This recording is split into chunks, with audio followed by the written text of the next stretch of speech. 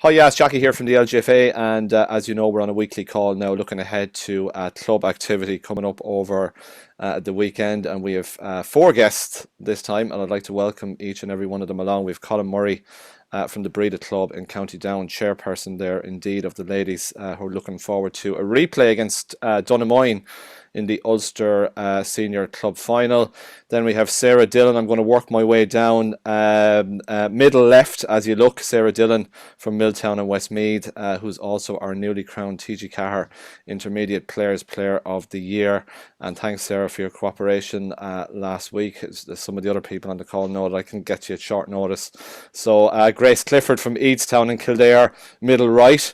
And down the bottom of my screen, last but not least, Laurie Ryan from the Banner and Clare. Laurie and Grace, you'll know that sometimes I can hop off you at very short notice. Will you do this for me? Will you do that for me? So you're all very good. But last Saturday, it's a great place to start. So Sarah walked into the TG4 All-Stars anyway, and I just roped her into doing a piece live for Facebook, and she was exceptionally good. Sarah, can I start with you in terms of the year you've had? Incredible season. Kicking goals and points for fun for Westmeath, winning a TG4 Intermediate title, winning a county championship with Milltown, and then winning the TG4 Intermediate Players Player of the Year last weekend. But it's not over yet. No, it's been a really exciting year so far anyway. We started off kind of rocky with the county with Westmeath, but we kind of kept going, and finally we got a good win against Wexford.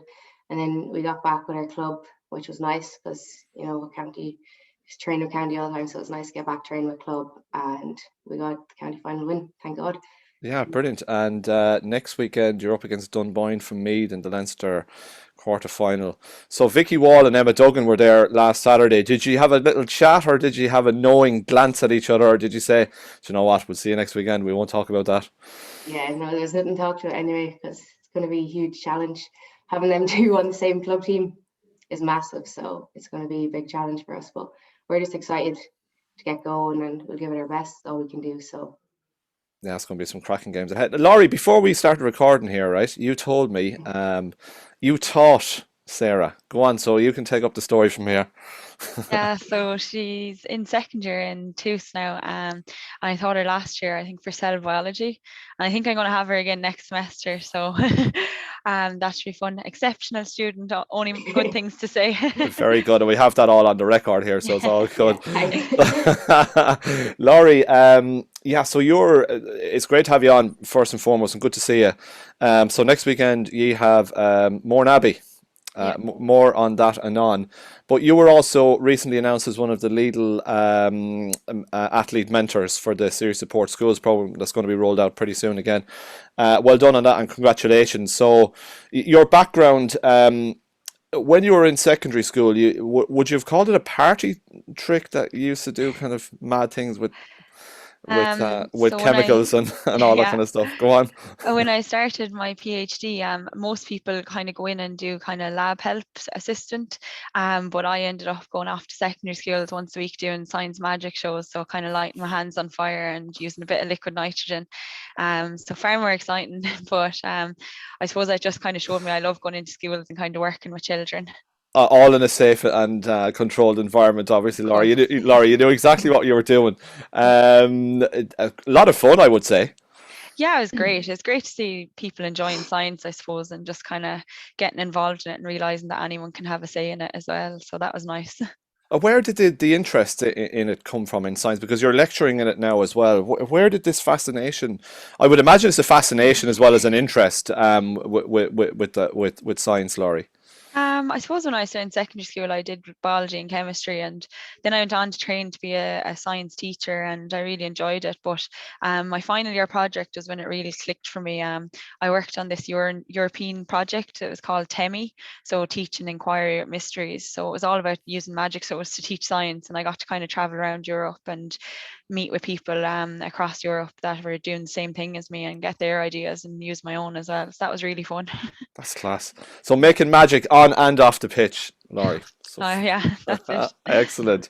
Grace, how are you?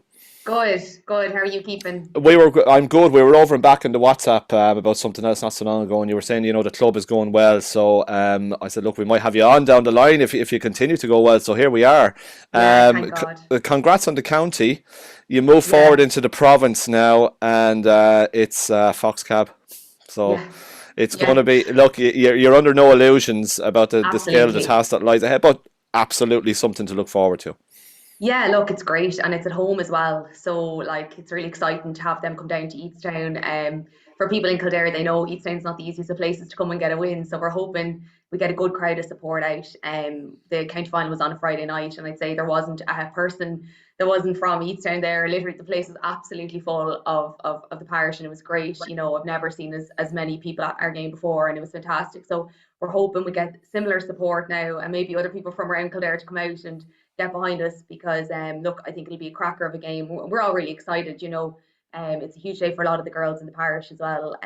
So it's great. Yeah, really, really excited. Really looking forward to it. Brilliant. And you could probably take some notes from my next guest, Colm Murray, the chairperson of Bredagh Ladies. We had Jerry Rogers on last week, Colm, as you well know, the manager of the team. And look, I suppose it's fair to say you would have gone in as underdogs, but I was actually sitting beside Jerome Quinn at the All-Stars last Saturday night, one of your selectors, and we were chatting away, and he was listing off some of the players that you have, top quality players. And you almost went and did it against Donaghmoyne last weekend, Colm. Thank you very much for inviting me on this afternoon. Anytime. Oh yeah, it was a great weekend. Probably a great weekend for Ulster football in terms of, because we had our junior, intermediate, and senior finals over the weekend, and between the 6 teams, there's only 2 points of a difference. Now, Connolly beat Eadestown on the Saturday by 1 single point, and then the juniors, Carrick-Cross beat Mourneabbey by 1 point, and then our game followed suit. And I suppose from a neutral outside perspective, people would have looked at that game and thought, well, Donaghmoyne are legendary in terms of, and it's generational football. They're playing not just one good team at one time, it's the next generation that comes along. And we've faced them in the previous 2 years and just didn't come up to it in terms of, and I suppose the last 12 months internally in the club was a very great learning experience for the girls and for the new management in terms of Jerry being there the year before, but the team we brought around him was excellent in terms of that bit. So I suppose maybe not a shock for those people was in the club, but probably from a neutral perspective, well, what a display of football on Sunday afternoon in terms of, by both teams in terms of, I think the game ebbed and flowed, and I think I suppose within normal time you could have said one team was maybe disappointed that they didn't win it, and the other team after extra time could have made the same argument in terms of it. So I think it's right and just that we have another go at it this Sunday, and I think both teams will look at it in a way that said, okay, we will need to improve. We can't play the same performance again, so they're all back to the drawing board. I know from our perspective, the girls have obviously got a rested period to look to review the match, see where they can improve in terms of, and build back up again the next week in terms of. So hopefully, no injuries in terms of I know there's a few concerns at the moment, but hopefully when it comes to Sunday that they'll all be clear and be ready to go again. And Colm, was it a case that the girls were disappointed not to get the win first time around, or were they quite satisfied to have a second crack at this? I think, Jackie, to be honest with you, I suppose in normal play, we did lead for a period of time, but Donaghmoyne are Donaghmoyne in terms of, so they never give up and come back at us. So maybe in that period of time, there could have been a sense of disappointment. But when you got the extra time and they were 3 points up and 2 players down, and it could be anybody's game, and I suppose we some could argue they were unfortunate that they didn't win at that point, and we were fortunate to pull it back to a draw. So I think a neutral would be just saying, I can't wait to Sunday in terms of that bit, and our girls can't wait to Sunday. Yeah, it's going to be good. It's going to be streamed again by Ulster Ladies Gaelic, so look out for that over the weekend. Sarah, I was talking to you for Brady, obviously, before the Westmeath final, and it's a couple of weeks ago now. Is that just a kind of an ideal little break between county final and going into the province, that you have a small little bit of time to celebrate, and then you get back down to business and you look ahead to what is effectively a new competition? Yeah, it was nice to get a bit of a break, but still time to keep focused on kind of what's coming next.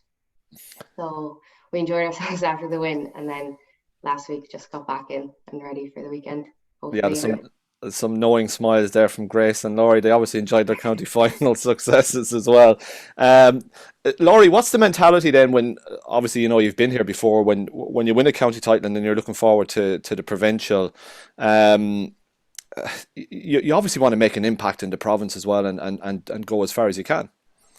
Yeah, definitely. I think this year is the first year that we actually don't have a B competition prior to playing the Cork That's right, champions yeah. in the A final. So we'll be cursing ourselves for that now that we got Mourneabbey in the first round. But do you know, like, you want to judge yourself off the best, and what better way to do it than against the back-to-back All-Ireland champions, like, and like, we kind of see it as we've nothing to lose going into this and everything to gain. So, like, that's a nice way to be going into any match as well.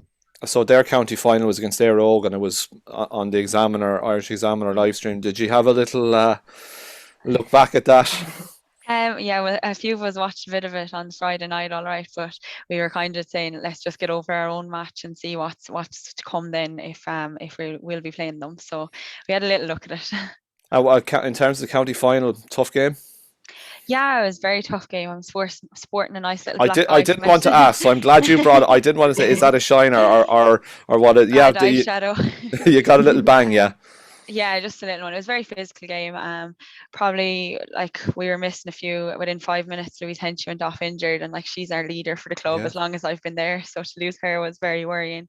And then to have Niamh kind of injured and sitting on the sideline as well at the time was very unsettling, you could say. But went in 5-5 at half time, and I think we came out in second half, and we just kind of knew that we had a lot to do, and we kind of stepped up and pulled away in the end. And what are their prospects for making it at the weekend, Louise and Niamh? Well, Louise's is her knee, so highly unlikely. And Niamh did end up being able to come on for the last 15 minutes, so unsure of if she'll be able to play a full match, and even if she'd be able to take part at the weekend. But sure, you have to hope for the best with her. Okay, yeah, quality, absolutely quality player, and was nominated along with Sarah for Intermediate Players Player of the Year as well. So Grace, in terms of Eadestown, the mentality now switching from county to province. I mean, you've been involved in some big days. What's the psychological and mental challenge more than anything? You know, football wise, ability wise, it's all there. But in terms of that psychological step from county to province, Grace, what is it like? It's huge, you know. I think this is our first time, you know, doing the double. In, you know, prior to that, we've only won the senior once before. Yeah. So, you know, we this year was the first year we kind of inherited like a favourites title going into games, and I actually think it took us a while to kind of get used to that. And in a way, I feel going in as underdogs, you know, we've a lot of young girls. I think it kind of suits us a little bit better. You know, after the win, we like the girls, you know, we had our celebrations, but, you know, we've taken the last kind of 2 weeks just to put the head down and just try work on things that, you know, didn't go well in the final. You know, we didn't have the most perfect performance. So we had a lot to work on, and we know it's going to be one hell of a battle against Foxrock. We're under no illusions at all, and we know that for us to you know, get a win over the line, everything really needs to go well for us. But the mindset is just to be work on the things that we felt that we did poorly, you know, in the championship final. You know, I'd imagine they probably did their bit of homework on us. It was live streamed, so it was there for everybody to see. So, you know, we really, you know, just honed in on those weaknesses in the county final particularly, and hopefully I've kind of ironed those out over the last, you know, 2 weeks or so, and please God, now that'll show on Sunday, you know. Colm, what's it like then for Bredagh when everything is so fresh and you've got a little bit of time to look at the video and pick out what was good and what was not so good? And, you know, recovery is everything this week when you've come through such an intense game, and trying to get them back up to speed in the space of a week it's a challenge, but it's a great challenge to have too, Colm. It certainly is, Jackie, and I think in terms of that's where the backroom team really come into play. So they do, when they can get the video together, they can process the game individually and as a group. Then they can look at the strength and conditioning, look at any of the injuries, and start building those players back in again. And putting a short program in place in terms of, because Sunday will come around quick enough in terms of, and the girls are, well, we were obviously a club that use council pitches in terms of, so those pitches are closed. So the girls are traveling the roads to get pitches at this time. So there's a journey there in that to keep them going. But the one thing you always say about a team when they bond is that these things are put up in front of you. So you have no home pitch to go and practice on. You have to go 40 minutes down the road for somewhere. That becomes a challenge which you accept and you move on in terms of. And I think that's the credit of the girls that they've accepted these challenges. And like Sunday, they will take a lot of heart out of Sunday, so they will in terms of their performances. But maybe they'll say to themselves, well, what else is in the tank? What else can we do in terms of that bit? And they're surrounded by the right people to kind of move them up to the next level. So it's excitement. And I suppose the joy from the club, and I think Jerry mentioned this previously, we're celebrating our 50th year club, which is great. And unfortunately, due to COVID, those activities can't happen and to do a proper celebration. So maybe we'll be able to celebrate on the pitch in terms of that bit come Sunday. So those things come into play. And I think it's great that we have 4 codes in the club, and each of those codes have got in behind us, video support and everything else. So it's a real one club effort behind this. And we have a group, I always see it, you believe it in terms of this bit. We have an under 15s squad, it's a big squad, and they booked the bus for the game on Sunday, and they all travelled down. It was great stuff. And the noisiest, it's like the ultras we brought with us, the noisiest bunch of girls ever, and they sang on the way home on the bus. And we hadn't got a location for this week's game, and they were asking because they wanted to book the bus again. So there's a great momentum within the club in terms of driving forward this. But I think the centre of all this has to be the girls, and making sure that focus is right on them and their preparation for Sunday.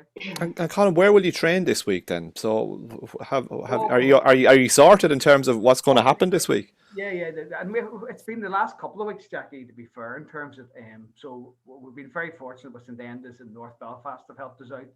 Dundrum and County Down and Tullylish have been excellent. They've opened their facilities for us in terms of not just for the pitch, but also for little sessions afterwards. So we are very fortunate, and that's the beauty of Down. Any county in terms of there's a willingness to help and support in any which way they can. So I thank each of those 3 clubs in terms of for their support.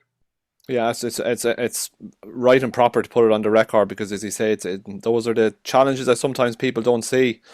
So an incredible story, 50 years, and could be yet Ulster Senior Champions, so we'll keep a close eye on it. Sarah, a night like last Saturday, you've had a long, hard season, it's not over yet.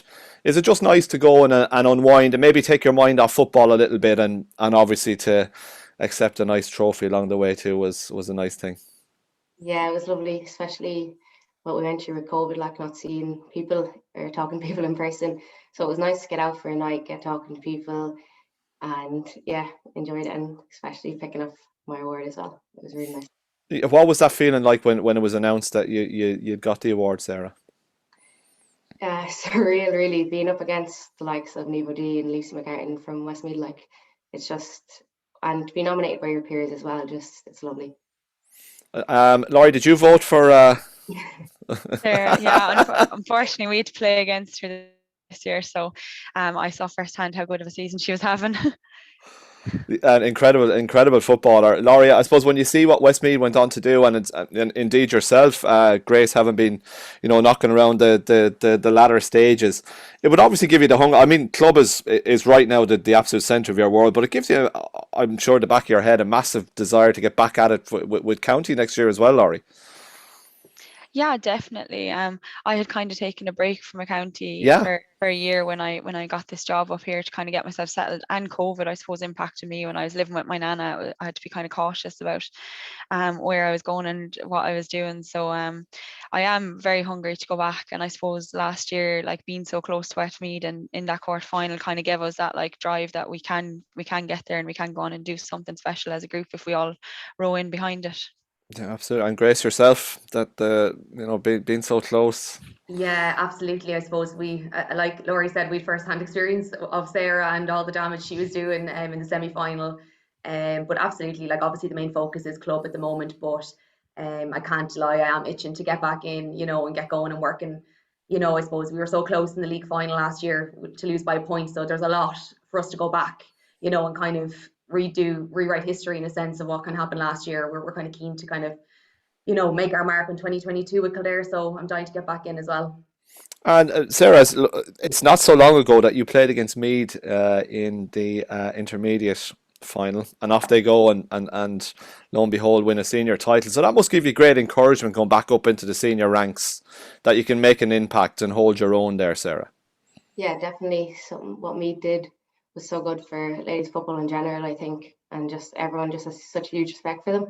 So we'll give it our best effort, so we'll see what happens. Excellent. So the Tullamore are straight through to the semis. Just looking at the draw, Grace, you might pick up on this one. So if you're lucky enough to get through against Fox-Cab, you play Tullamore. That's the way the draw has fallen. But look, you can't look any further, obviously. No. It's all about Sunday first. Everything's about Sunday. Get over the line, then we can worry about who's next. But look, we'll give it our best shot anyway. We're known for kind of our hard work and our ethic. We're a hard team to kind of beat, so we're not going to go down without a fight anyway. Yeah, I just love this time of year. I think the club stuff is absolutely fantastic, and it's a lovely segue from county back into club. There's one that we should mention. Unfortunately, we don't have any representatives here. Kilkerrin-Clonberne. Laurie, you might pick up on this one.